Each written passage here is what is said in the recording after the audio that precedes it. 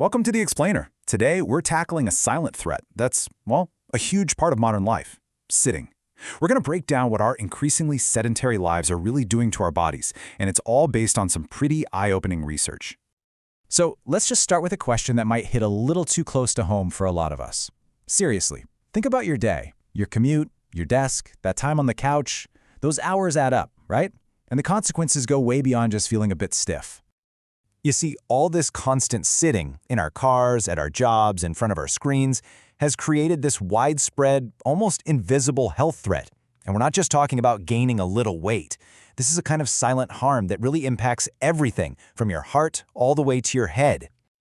Okay, so let's dive right into this so-called modern sedentary trap. We're going to unpack the real, tangible costs of being inactive and see exactly what's going on inside our bodies when we just stop moving on a regular basis. Throughout this explainer, we're going to walk through 7 major ways that a lack of exercise really affects your health. First up, let's talk about the very framework of your body, your cardiovascular system and your skeleton. It turns out, these are some of the first systems to really feel the strain when you lead a sedentary life. It's actually pretty simple when you think about it. Just like any other muscle, your heart gets weaker if it doesn't get a workout. And what's kind of shocking is how fast it happens. Just a few weeks of inactivity can start to reduce your heart's ability to pump blood, which forces it to work harder with every single beat. This can lead to poor circulation and, a gradual rise in blood pressure. Now, this is fascinating. Being inactive directly messes with your cholesterol. It actually lowers your levels of the good HDL cholesterol. Think of HDL as the cleanup crew for your arteries, scrubbing away all that nasty plaque.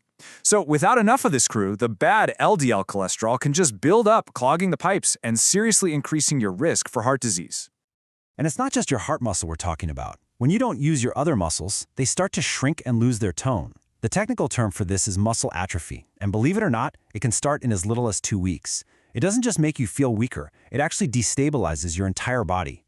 And this is where you see the real chain reaction. Weaker muscles can't support your joints and spine properly, so you get all this extra pressure on them. At the same time, your bones, which need that weight-bearing activity to stay dense, they start to weaken. This whole combination just opens the door to everything from chronic pain to really serious fractures. But the effects go even deeper than just muscle and bone. Next up, we're going to see how being inactive can trigger a chemical imbalance that messes with everything from your metabolism all the way to your mood. So think about it like this. When you're active, your muscles are hungry for fuel, so they literally pull sugar, or glucose, out of your bloodstream to use for energy. But when you're sedentary, your muscles don't need that fuel, so the sugar has nowhere to go. It just hangs out in your blood, causing your levels to spike. And here's the key takeaway. Over time, your body can become less sensitive to insulin, which is the hormone that's supposed to manage all that blood sugar. This is what's known as insulin resistance, and it's a direct pathway to developing type 2 diabetes. But the chemical story doesn't stop there. Movement is absolutely vital for your mental health. Exercise triggers the release of these really powerful mood-boosting brain chemicals. We're talking about endorphins, serotonin, and dopamine, which totally explains why people who are active just report feeling better. So without that regular chemical boost you get from physical activity, your emotional resilience can take a major hit. This leaves you way more susceptible to feelings of anxiety, irritability, and even clinical depression. Plus, it can mess with your sleep and your focus, creating this really tough cycle to try and break out of. All right, next, let's look at how a lack of motion weakens your body's defenses. We're talking both the external structure that holds you up and the internal army that fights off illness. This is where the damage becomes both visible and invisible.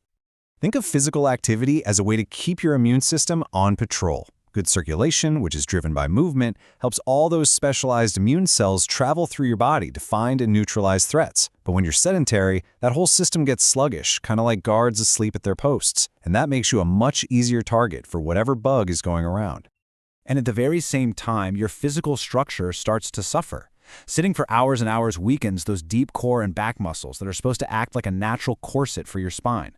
So smaller, weaker muscles have to compensate, and that leads to tight hips, chronic tension in your neck and shoulders, and of course, that all too common lower back pain. So all of these individual issues, the weak heart, the high blood sugar, the chronic pain, they all build toward one final, pretty sobering point. the ultimate cost of a sedentary life. And look, this isn't just speculation. The research on this is incredibly clear. This quote from a study in PubMed Central directly connects a lack of physical activity to a higher risk of dying early from a whole range of chronic diseases. To put it as plainly as possible, by being a major contributor to killers like heart disease and diabetes, a lack of movement can literally shorten your life. In fact, some huge studies have put its mortality risk right up there with smoking. It's a risk factor that's just as significant as any of the ones we're commonly warned about. Okay, after all that heavy news, I want to pivot to the good news. Because the solution, the way you can reverse this damage and reclaim your health, is actually far simpler and way more accessible than you might think. You do not have to become a marathon runner or some gym fanatic overnight. The real key here isn't intensity, it's consistency. Small, manageable changes that you just integrate into your daily life. That's what makes the real, lasting difference.